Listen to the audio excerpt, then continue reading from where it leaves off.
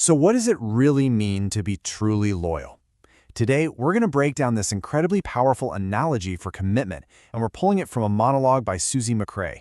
You know, she uses the world of sports to explain a kind of dedication that goes way, way deeper. And this right here, this is the big question for today. It seems simple, right? But it really makes you stop and think. What does my own commitment look like? Whether we're talking about a team, a project, or even a leader. Okay, so to really get this analogy, we've got to step into the mind of a true fan. We're talking about someone whose identity is just so passionately and deeply wrapped up in their team. Suzie kicks things off by saying this is just a core part of who she is. And for her, living in New England, this isn't some casual hobby. No, it's a deep-rooted connection to her local teams, something that's woven right into the fabric of her community. And hey, just look at this list. It really shows you the depth of her fandom. She is all in for the big Boston teams for sure. But the real kicker? Her loyalty to her alma mater, the University of Massachusetts football team, even when they were, and I'm quoting her here, one of the worst teams ever. Now that's a crucial detail. And this is where we get to the heart of her argument. Because, true loyalty isn't about cheering when you're on top of the world. It's about how you act when the team is down and struggling.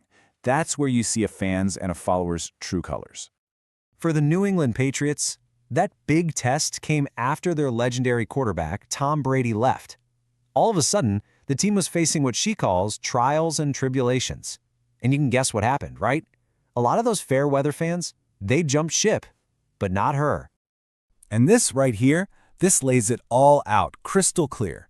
For the fair weather fan, their support is totally conditional. It's all about success. But for the loyal fan, their commitment is unconditional. They're still watching with hope, even in a losing season, because their support isn't about the scoreboard, it's about identity.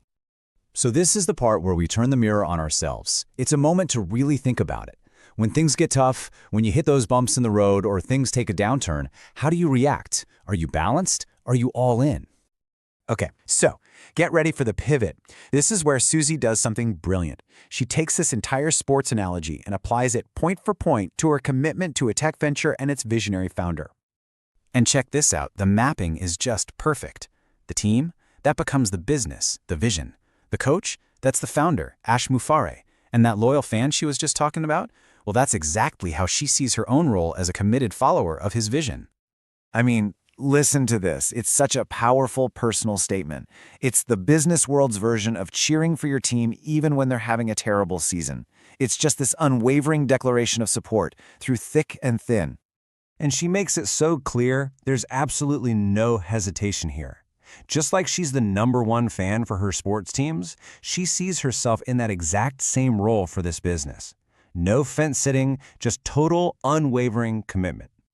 All right, so with that bedrock of loyalty firmly in place, the narrative shifts gears. She starts talking about the future, about moving into a new part of the journey, the launch of a new digital platform that really promises a fresh start. And you can just feel the excitement and the relief in her words. This new chapter isn't some heavy burden, it's a liberation. It's that feeling of a clean slate, a fresh start where all the focus can finally be on what's ahead. So what's this new platform all about? Well, she breaks it down with these 4 key ideas. It's not just fresh and new, it's designed to be simple and easy to use.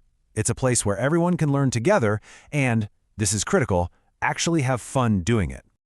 Now here's a final and really fascinating piece of advice she gives for navigating this new chapter. It's all about self-preservation, about focus. You know, setting boundaries doesn't mean you're being selfish or unhelpful. Not at all. In this context, it's a strategic move. It's about protecting your own energy so you can fully dive into this new platform, this new journey, without getting dragged back into old habits. And then she reads this quote that, wow, it just really makes you think. It completely reframes that feeling of guilt. It's not a sign you're doing something wrong, it's just an echo of how you were conditioned in the past. It's such a powerful idea about prioritizing your own well-being so you can be even more effective. And boom! Just like that, she brings it all back home, right back to the Patriots. It's her way of saying that her core identity as a loyal fan never changes, whether her team's on top or at the bottom of the league. The support is constant. And that leaves us with the big takeaway. I mean, it's easy to be a fan when everything's going great. But this whole analogy forces us to ask ourselves, when the chips are down, When those trials and tribulations show up, what does our own loyalty truly look like? Now that's a question worth thinking about.